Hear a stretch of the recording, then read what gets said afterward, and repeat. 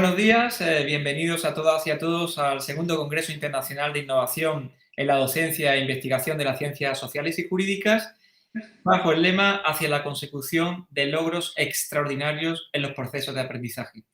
Tenemos ahora el honor, el placer, la satisfacción de contar con una ponente de reconocido prestigio y que puede aportar su experiencia en el ámbito de la innovación y que en este caso viene de la otra orilla, viene de Argentina.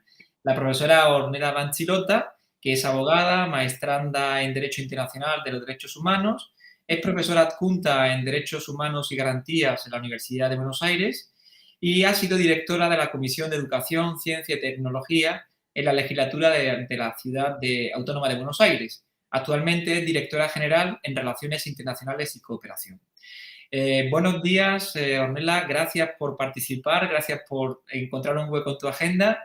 Y bueno, si nos permite, nos gustaría hacerte unas preguntas sobre tu experiencia en temas de innovación docente y bueno, que compartieras tu visión de esta cuestión. Ornella, cuando se le menciona el concepto de innovación educativa, ¿qué significa para usted? Bueno, muchas gracias, Víctor. Hola a todos, buenos días a todos. Es un placer estar acá y también, con vos, Víctor, y en la Universidad de Jaén, así que agradezco este espacio. Bueno, creo que tuvimos 2 años de muchísimo aprendizaje respecto de lo que es innovación educativa, ¿no? Creo que el COVID realmente vino a cambiar un paradigma educativo que se venía desarrollando y quizás el cambio que nosotros esperábamos que ocurriera en la próxima década ocurrió de golpe, ¿no? Y a los profesores fue un desafío enorme para nosotros los profesores adaptar no solo nuestros contenidos a la temática digital, sino también captar la atención del alumno, no solo en el tiempo del COVID, que fue un periodo sumamente duro también a nivel mental y de educativo, sino también creo que vino a ayudarnos a digitalizar todos los procesos que venían haciéndose lentamente. Yo creo que el rol, en nuestro caso en particular, bueno, como bien me presentó Víctor anteriormente, yo soy docente de la Universidad de Buenos Aires, la Universidad Nacional de Buenos Aires es la universidad, una de las universidades más grandes que tenemos en Argentina, es gratuita, y justamente hay un conglomerado de población de todos los estratos, y justamente el tema de la innovación educativa fue bastante complejo al inicio de la pandemia, ¿no? Tuvimos que adaptar los contenidos, adaptar muchas cosas que venían de antaño de una manera muy antigua, ¿no? Muy arcaica de resolverse, y creo que fue fundamental el rol de todos, pero también el rol de los alumnos, que tuvieron que adaptarse y lo hicieron exitosamente, ¿no? Producto que son la mayoría jóvenes de la nueva generación y que pudieron adaptarse al nuevo rol que la situación imponía. Creo que innovación educativa, respondiendo un poco a tu pregunta, es primero permeabilidad a los cambios, adaptarse a los tiempos y a las situaciones que nos toca vivir. No solo digitalizar el material y dar el acceso a los libros electrónicos, sino que es otra manera de educar también, ¿no? Nosotros como docentes, yo trabajo en un equipo bastante grande, una cátedra que teníamos casi todo digitalizado, entonces eso fue algo bastante simple, pero también la atención del alumno, bajar los contenidos muchas veces a las redes sociales. Para nosotros fue un desafío sumamente importante, bajar todos los contenidos tan teóricos que el derecho internacional público y los derechos humanos son, porque en realidad son más bien teóricos, lo bajamos a las redes sociales, bajamos nuestra plataforma a YouTube, a Instagram, a lugares donde podamos ejercer con los chicos por ahí algún intercambio lúdico, inclusive a través del Zoom, que fue nuestro mejor amigo en pandemia, el Zoom y el Meet. Y creo que fue fundamental también la prueba y el error, ¿no? Ver qué le funcionaba a los chicos y qué no funcionaba a nosotros. La innovación educativa también salió al momento de tomar un examen, porque tomar un examen en época del COVID y con toda la virtualidad no era lo mismo que tomar un examen presencial. Entonces creo que es un poco también de prueba y error ir repensando todo el tiempo nuevos mecanismos, no solo para acercarnos al estudiante, sino también para hacerle más llevadero ese proceso de aprendizaje, porque creo que una construcción que hicimos a lo largo del tiempo es que aprender de memoria artículos cuando se estudia derecho, en el caso puntual que es el caso, lo que yo enseño, no servía. Sí, es más enseñarles a pensar, enseñarles cuestiones, darles herramientas para el futuro, ¿no? Y para el día de mañana. Entonces creo que también eso, la prueba de error, hacer una estadística después de qué resultado obtuvimos y poder repensarlo y volver a hacerlo nuevamente, ¿no? Entonces creo que estamos en constante cambio y que vamos a tener que seguir adaptándonos para las generaciones futuras.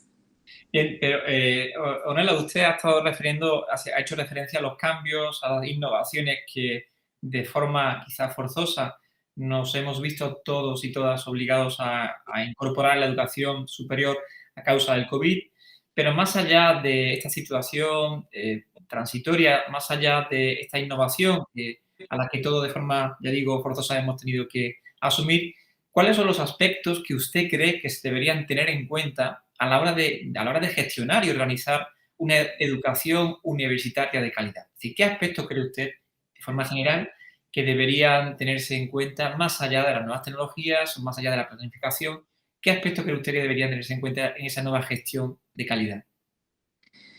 Bueno, es una muy buena pregunta, Víctor, muchas gracias. Yo creo que basaría este enfoque en tres aspectos, ¿no? En primer lugar, el desarrollo de la inclusión, fomentar medidas de acción progresiva para incluir a las personas con discapacidad, a las personas de menores recursos, para que todas las personas puedan tener un mayor acceso cada vez más y más y más a lo que es la educación universitaria, ¿no? La inclusión a veces no es solamente un acto, sino que es algo progresivo, ¿no? Y es interdependiente de otros derechos. Entonces yo creo que la inclusión podría ser un muy buen eje como aspecto para tener en cuenta para mejorar la educación universitaria y garantizar que sea de calidad. La interculturalidad, bueno, la pandemia claramente detuvo todos los planes de intercambio que son tan provechosos y son tan significativos para el estudiante, ¿no?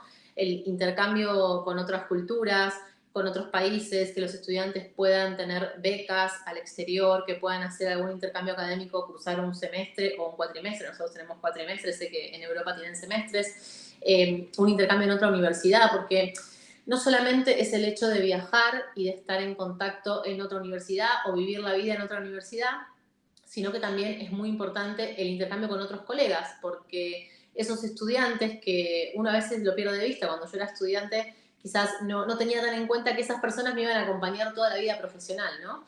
Entonces creo que el networking que pueden llegar a hacer los estudiantes, contactando en otros lugares, viajando a otros países, creo que también es muy importante fomentar eso, ¿no? Que las universidades promuevan ese intercambio, ¿no? A través de un sistema de premios también, no solo de la beca económica, sino también de hacer como son los modelos de Naciones Unidas, como son otros simulacros que tenemos nosotros en la universidad, tenemos muchas competencias de arbitraje. Bueno, creo que todo eso es muy significativo para garantizar una educación universitaria de calidad.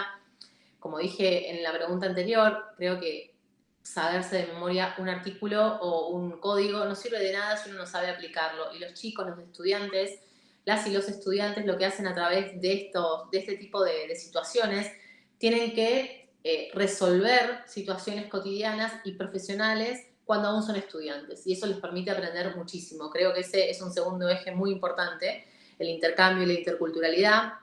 Y bueno, y la adaptación, como dije también anteriormente, Víctor, en la pregunta anterior, la adaptación no solo de los docentes, que tienen que estar muy abiertos al cambio, no sirve de nada una mentalidad por ahí cerrada de leerles un artículo o la Constitución Nacional, sino enseñarles a pensar, ¿no? El desarrollo de casos prácticos, de situaciones concretas que ellos puedan desarrollar. Me parece también que sería un muy buen indicador de lo que sea una educación universitaria de calidad. Y por último, quizás agrego un cuarto eje que se me acaba de ocurrir, es tomar decisiones basadas en evidencia. Es decir, hacer una encuesta quizás en el campus, a los alumnos, a los profesores, de qué cambiarían. Nosotros, al menos en los cursos que yo tengo a cargo, al final de cada cuatrimestre hacemos una encuesta que es completamente anónima y que ahí los estudiantes pueden decir absolutamente lo que quieran respecto de los docentes y de la bibliografía y de lo que dicen. Y también el feedback con los alumnos, escucharlos. El proceso de escucha, si bien es fundamental en toda sociedad, creo que en nuestro rol como docentes tiene que ser aún más fuerte y más activo. El rol de escucha para mí me parece también muy fundamental para garantizar esta educación de calidad. Muy interesante. Bien, pues pasando de lo que debería ser o lo que usted considera que podría ser y bajando, como he dicho, a la realidad, por su currículum sabemos que usted es profesora de Derecho Internacional de los Derechos Humanos, una especialidad además muy propia de América Latina y que no encuentra su ubicación como materia autónoma en nuestros plataformas, en nuestro panorama curricular. Pero me gustaría saber un poco cómo se enseña en las aulas del siglo XXI ahora, en la realidad de hoy, el derecho internacional de los derechos humanos. Es decir, ¿cuáles son los desafíos que a su criterio enfrenta esta materia y otras que sean parecidas? Bien, sí, la verdad es que justamente hoy lo comentaba en una clase que tuve, que el derecho es una construcción histórica, ¿no? Y el derecho siempre cambia mucho después de lo que cambian efectivamente las sociedades. Entonces, nosotros enseñamos un derecho, por ejemplo, la Convención Americana, que forma parte del derecho internacional, como algunos de ustedes ya sabrán, y la Convención Americana fue cambiando, fue mutando, no cambió la letra, pero sí cambia la interpretación. Entonces, para nosotros es muy importante enseñarles a los chicos de vuelta cómo aprender cómo pensar, ¿sí? Saber cómo pensar para aplicar esas cláusulas, saber cómo se modifican en base a la jurisprudencia, y el derecho es completamente dinámico, entonces va cambiando todo el tiempo, la sociedad va cambiando, de hecho, definiciones tales como buen padre de familia que nosotros teníamos en el Código Civil, hoy en día ya perdió un poco de sentido, ¿no? No solo por la figura de buen padre de familia, porque también hay buenas madres de familia. Entonces, la realidad es que nosotros aprendemos mucho, no solo de la parte histórica, y también de lo que va pasando en la sociedad. Creo que es fundamental que el derecho internacional de los derechos humanos lo sepamos y lo analicemos en conjunto, y a través también del tiempo podemos ir enseñándoles a nuestros alumnos cómo se interpreta, por ejemplo, el concepto de pena de muerte, ¿no? Sabemos que difiere del margen de apreciación de cada uno de los estados, y a los chicos que quizás recién ingresan a la carrera, la primera pregunta que hacen es, bueno, pero Estados Unidos no cumple. Y tenemos esas preguntas, nosotros lo que tratamos siempre es de que no sea una charla de café, ¿no? No porque esté mal una charla de café, sino porque en el aula creemos que el debate académico tiene que tener una naturaleza jurídica interesante, ¿no? Para que sea sustentable. Y creo que, bueno, el derecho internacional de los derechos humanos a mí me apasiona, me encanta enseñarlo, y aprendo mucho también de mis alumnos. Creo que la importancia que tienen hoy los jóvenes en la sociedad es fundamental, porque sin ellos muchos de los cambios que hubo a nivel social no hubieran ocurrido. Si las jóvenes no hubieran marchado, no hubiera habido en nuestro país aborto legal, seguro y gratuito, no hubiéramos tenido matrimonio igualitario. También Argentina es pionera en muchísimos derechos civiles. Entonces creo que también escuchar a los jóvenes, porque tienen muchísimo para aportar y muchísimo para agregar en las clases teóricas que nosotros damos, con estas nuevas construcciones que se van haciendo a través de la doctrina, la jurisprudencia y obviamente de los cambios históricos que luego el derecho acompaña en muchos de los casos, y en otros casos obviamente tenemos aún que avanzar y hay muchísimos desafíos, pero con los que hay creo que también es muy importante escuchar esa voz de la juventud, que son las nuevas generaciones. Bien, pues tiene sentido el protagonismo de los jóvenes, como usted ha dicho, pero retomando la idea de nuestra conversación, retomando la idea otra vez de lo que es la innovación de la educación superior y poniendo el acento y el foco no en los jóvenes, sino en los gobiernos, en las autoridades, pues aprovechando también su especialidad como internacionalista y su cargo que ha tenido en tema de educación, bueno, cuál es el rol, ya no de los jóvenes, sino de las autoridades y los gobiernos, a la hora de implementar, por ejemplo, los objetivos de desarrollo sostenible en materia de educación y en transformar la sociedad a través de la educación superior, ¿no? Es decir, porque hablamos de los jóvenes, pero también hay una autoridad y usted, como también ha formado parte de, bueno, de todo un entramado, político jurídico, pues, ¿qué rol tienen las autoridades en este contexto? Es muy importante lo que planteas. Sí, coincido. Nosotros cuando yo tuve ese rol como directora de la Comisión de Educación, Ciencia y Tecnología, creo que una de las cosas que más valoro y que más aprendí a valorar es justamente el proceso de escucha, ¿no? El diálogo. Muchas veces, aunque uno represente a un partido político determinado o cumpla funciones para una determinada persona que canalice un partido político, creo que es fundamental escuchar a la oposición, escuchar al otro. Esa búsqueda de consensos que tiene que estar en todas las facetas de la vida, pero tiene que estar más aún cuando se está gobernando por y para los chicos y en pos de la educación. Hablo de los chicos y también hablo de los niños, niñas, adolescentes, de las personas adultas que deciden formarse a lo largo de la vida, como es el concepto de la UNESCO, que habla de una formación del derecho humano a la educación como un derecho humano a lo largo de toda la vida, ¿sí? Un aprendizaje que no tenga una interrupción. Sabemos que quienes podemos seguir estudiando a lo largo del tiempo somos unos privilegiados. Honestamente, eso hay que tenerlo muy en claro, porque no todos tienen esa posibilidad. Entonces, yo creo que el rol de los gobiernos es no solo recordar que ellos están representando a la población, si están elegidos ahí por su pueblo, y ese proceso de escucha muchas veces se aprende, yo he aprendido mucho más a veces de la oposición o del valor de la persona que no está gobernando y que tiene un punto de vista alternativo. A veces plantean cosas que si fueran gobierno no podrían ejecutarlas, pero muchas veces se encuentra un punto medio que puede llegar a servir para una política pública acorde con lo que se está planteando. Relacionado con los objetivos de desarrollo sostenible, bueno, sabemos que el artículo 4 habla de la educación el artículo 4, el ODS 4 habla de lo que es la educación de calidad.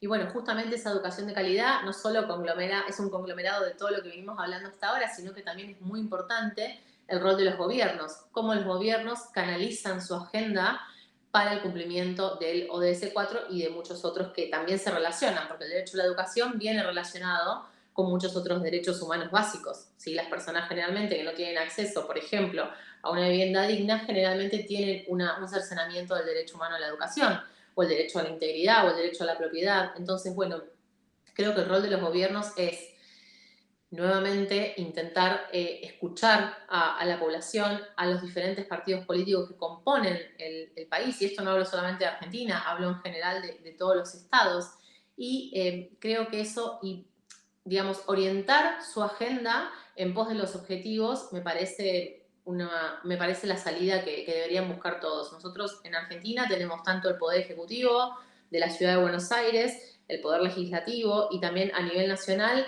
tienen una parte de sus gobiernos dedicada y también hay un presupuesto destinado al cumplimiento de los objetivos de desarrollo sostenible. Creo que realmente es el camino, buscar una vía de consenso entre todos, visto y considerando que no quedan tantos años para el 2030 y que tenemos que actuar rápido para poder llegar a la consecución de esos fines que son tan importantes para todas las sociedades. Muy bien, pues ya llegamos al fin de nuestro conversatorio, nuestra charla conversatorio. Yo quisiera una vez más agradecer su tiempo, su disponibilidad y también la participación en este segundo Congreso Internacional de Innovación en la Docencia e Investigación de las Ciencias Sociales y Jurídicas. Gracias por su participación porque nos ha dado una visión distinta también de lo que está ocurriendo allí, no solamente lo que ocurre en Europa. Y bueno, quedamos emplazados a próximos congresos. Yo quería simplemente felicitarle y agradecerle la posibilidad que nos ha brindado sabiendo la dificultad que tiene en cuanto a una agenda complicada. Muchas gracias y seguimos en contacto. Gracias, Víctor. Un abrazo.